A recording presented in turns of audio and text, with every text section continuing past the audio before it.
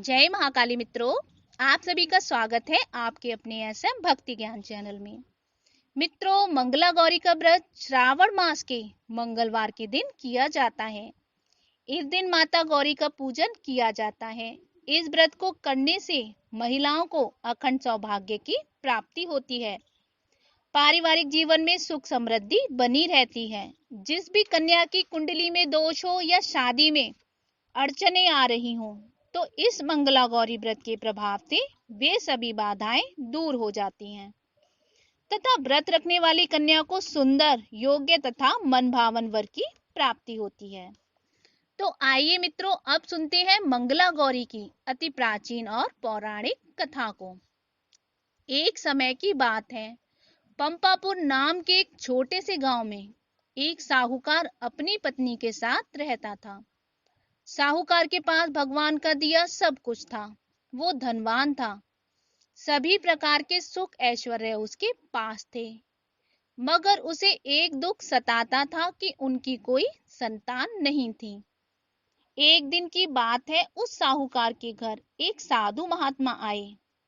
साहूकार ने उनका खूब आदर सत्कार किया और साधु महात्मा को अपने निसंतान होने की सारी बातें बता दी। तब उन साधु महात्मा ने उस साहूकार को सावन के मंगलवार के दिन किया जाने वाला मां मंगला गौरी का व्रत रखने को कहा और पूजन की विधि बताई। सावन माह के पहले मंगलवार से ही साहूकार की पत्नी ने मां पार्वती का पूजन और व्रत करना शुरू कर दिया।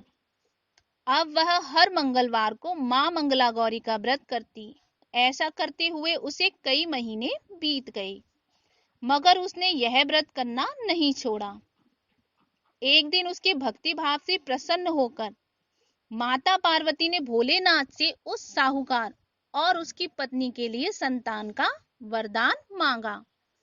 एक रात साहूकार ने सपने में आवाज सुनी कि जिस आम के पेड़ के नीचे गणेश जी विराजमान है, उस आम के पेड़ का फल तोड़कर अपनी पत्नी को खिला दो।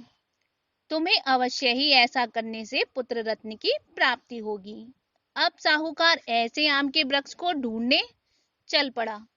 कई दिनों की मेहनत के बाद आखिरकार उसे एक दिन वह आम का पेड़ मिल ही गया, जिसके नीचे गणेश जी की प्रतिमा स्थापित थी। साहूकार ने आम तोड़ने के लिए पेड़ पर पत्थर मारने शुरू कर दिए।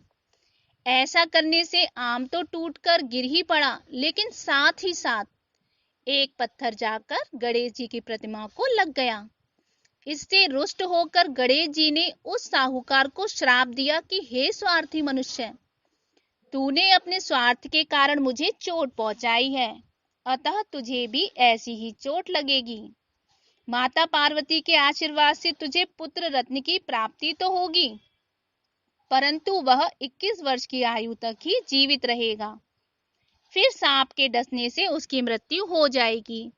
यह बात सुनकर साहूकार घबरा गया। उसने घर आकर आम का फल अपनी पत्नी को खिला दिया, परंतु गणेश जी के श्राप की बात उसने किसी को भी नहीं बताई। कुछ समय पश्चात साहूकार के घर में एक सुंदर बालक ने जन्म लिया। साहूकार और उसकी पत्नी ने मिलकर उस बालक का नाम मनु रखा। देखते ही देखते मनु 20 वर्ष का हो गया। वह अपने पिता के साथ व्यापार पर जाने लगा। एक दिन घर लौटते समय दोनों पिता और पुत्र भोजन करने के लिए गांव के तालाब के पास पेड़ की छांव में बैठ गए और भोजन करने लगे। तभी उस तालाब पर गांव की 2 लड़कियां कपड़े धोने के लिए आईं। उनका नाम कमला और मंगला था। कपड़े धोते समय दोनों आपस में बातें कर रही थीं।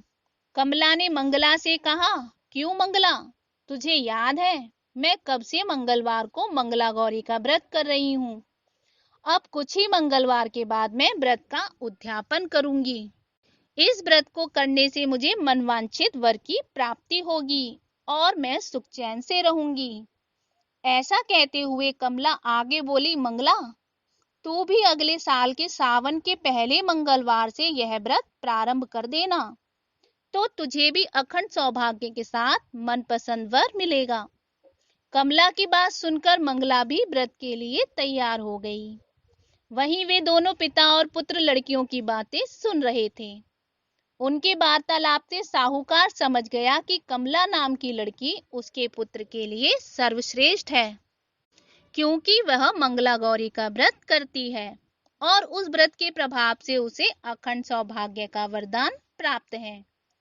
यह सोचते हुए साहूकार ने तय किया कि कमला का विवाह मनु के साथ करवाएंगे। अब साहूकार कमला के पीछे पीछे उसके घर की ओर चल दिया। कमला के पिता उसी नगरी के नामी साहूकार थे। उन्होंने कमला और मनु के विवाह के लिए हामी भर दी और मनु का कमला के साथ विवाह करा दिया गया। अपने ससुराल में आने पर भी कमला ने मंगला गौरी का व्रत नहीं छोड़ा। वह नियम से मंगला गौरी का व्रत करती रही।